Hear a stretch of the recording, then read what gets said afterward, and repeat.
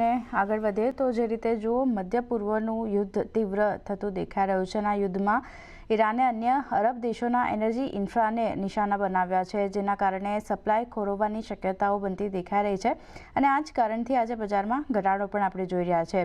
શું છે સમગ્ર મુદ્દો અને કેવી અસર અહીંયાથી રહેતી જોવા મળશે તે જાણીએ. સહયોગી ઉર્વિન વ્યાસ આપણી સાથે જોડાઈ ગયા છે. જી ઉર્વિન, જણાવો, એનર્જી સપ્લાયની ચિંતા પાછળ કયા કારણો?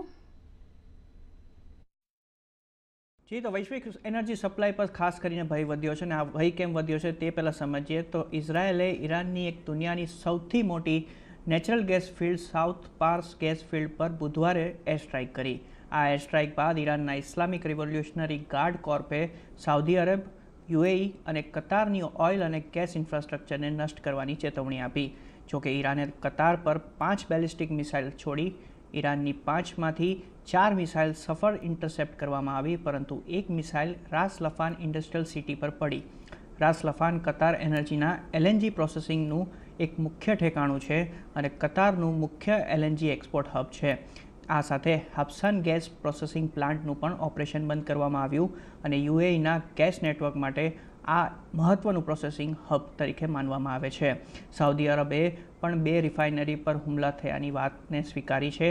આ સાથે કતાર એનર્જી તરફથી એક નિવેદન આવ્યું છે કે 18 અને 19 માર્ચે રાસ લફાન ઇન્ડસ્ટ્રીયલ સિટી અને એલએનજી ફેસિલિટી પર મિસાઇલ હુમલો કરવામાં આવ્યો હતો, જેના કારણે આગ અને નુકસાન પણ થયું છે.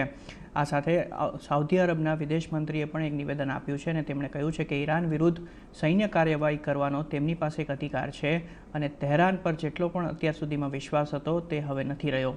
આ સાથે હજુ પણ સાઉદી અરબ કૂટનીતિમાં માને છે અને જો ઈરાન અટકશે નહીં તો વિશ્વાસ પુનઃસ્થાપિત કરવા માટે હવે કંઈ પણ બચશે નહીં તેવું વિદેશ મંત્રાલય તરફથી એક સ્ટ્રોંગ મેસેજ આવી રહ્યો છે.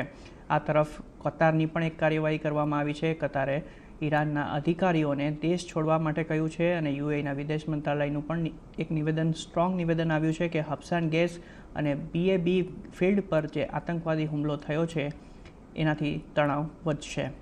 આ તરફ એક અમેરિકાના રાષ્ટ્રપતિ ડોનાલ્ડ ટ્રમ્પે એક નિવેદન આપ્યું છે. તેમણે કહ્યું છે કે સાઉથ પાર્સ ગેસ ફિલ્ડ પર ઇઝરાયેલના હુમલાની તેમને જાણકારી નહોતી અને જો જાણકારી હોત તો તેઓ આ કરવા ન દેત. આ સાથે કતાર પર જે હુમલો કરવામાં આવ્યો છે તેના પણ કતારને બચાવવામાં આવતા તેમણે કહ્યું છે કે કતાર આ હુમલા પાછળ સંકળાયેલું નહોતું અને તેમને જાણકારી પણ નહોતી. ઇઝરાયલ તરફથી ગેસ ફિલ્ડ પર હવે તેઓ હુમલો નહીં કરે તેવી પણ ડોનાલ્ડ ટ્રમ્પે વાત કરી છે અને જો કતાર પર ઈરાન હુમલો કરશે તો અમેરિકા ઇઝરાયેલની મદદ અથવા મંજૂરી વગર સાઉથ પાર્સ ગેસ ફિલ્ડ પર સૌથી શક્તિશાળી હુમલો કરશે તેવું ડોનાલ્ડ ટ્રમ્પે ઈરાનને ચીમકી આપી છે. હવે સમજીએ કે વૈશ્વિક સપ્લાય પર અસર કેમ પડશે. તો કે ગ્લોબલ જે ગેસ રિઝર્વ છે તેમાં 25% જે ગેસ રિઝર્વ છે તે આ વિસ્તારોમાં આવે છે અને તેના પર ભય બનેલો છે. આ સાથે એલએનજી ટ્રેડ થાય છે તેમાં પણ 20% જે એલએનજી ટ્રેડ થાય છે એ આ જગ્યાએથી થાય છે, તેના પર ખતરો યથાવત છે. અને સાથે સાથે ઓઇલ તણાવ જે વિસ્તારની વાત આવે છે તો તણાવ વિસ્તારમાં જે 20% ઓઇલ છે વૈશ્વિક ઓઇલનું જે સપ્લાય થાય છે તે પણ આ તણાવ વિસ્તારમાંથી જ પસાર થાય છે. એટલે એક વાત સ્પષ્ટ છે કે સ્ટ્રેટ ઓફ હોર્મુઝ ખુલે કે ના ખુલે, પશ્ચિમ એશિયાથી એલએનજીની સપ્લાય પર અમુક સમય સુધી અસર જરૂર પડશે. જી ઉર્વિન, સમગ્ર માહિતી આપવા માટે. તો જે રીતે આપણે જોઈ રહ્યા છે જે સંકટ એનર્જીનું અહીંયા વધતું દેખાઈ રહ્યું છે, ચિંતા એક વધતી દેખાઈ રહી છે અને લીધે ઓવરઓલ માર્કેટમાં એક ઘટાડો આપણને આવતો દેખાઈ રહ્યો છે. જગદીશજી, કઈ રીતે જોઈ રહ્યા છો આજે ઇઝરાયલ અને ઈરાનમાં ખાસ કરીને જે સાઉથ પાર્સ ગેસ ફિલ્ડ છે એમાં હુમલો કરવામાં આવ્યો છે, મહત્વની ફિલ્ડ છે અને હવે ઈરાન તરફથી એવા નિવેદન પણ આવતા દેખાયા છે કે હવે તેઓ જે છે તે એનર્જી ઇન્ફ્રા પર ખાસ કરીને હુમલાઓ કરશે અને જો એક તરફ તો સ્ટ્રેટ ઓફ હોર્મુઝ જે છે તે અત્યારે બંધ જ છે અને બીજી બાજુ આ એનર્જી ઇન્ફ્રા પર જો હુમલા થયા તો પછી વધારે ચિંતા આપણને સપ્લાય ડિસ્ટ્રપ્શનને લઈને આવતી જોવા મળશે. એક મોટું કારણ આપણે જોઈ રહ્યા છે કારણ કે જો ક્રૂડ વધી રહ્યું છે તો ભારત માટે ચિંતાનો વિષય છે કારણ કે કરંટ એકાઉન્ટ ડેફિસિટ આપણું વધતું જોવા મળી રહ્યું છે. કઈ રીતે જોઈ રહ્યા છો આ યુદ્ધ જો હજી થોડા સમય માટે કે હજી 2-3 સપ્તાહ માટે આગળ ચાલ્યું ને વધારે ડેવલપમેન્ટ અહીંયા નેગેટિવ સાઇડના આપણને આવતા જોવા મળ્યા તો અર્થતંત્ર પર ભારતના ખરાબ અસર આવતી જોવા મળશે, મોંઘવારી જે છે ત્યાંથી વધતી જોવા મળશે. કઈ રીતે ધ્યાન રાખી રહ્યા છો આને?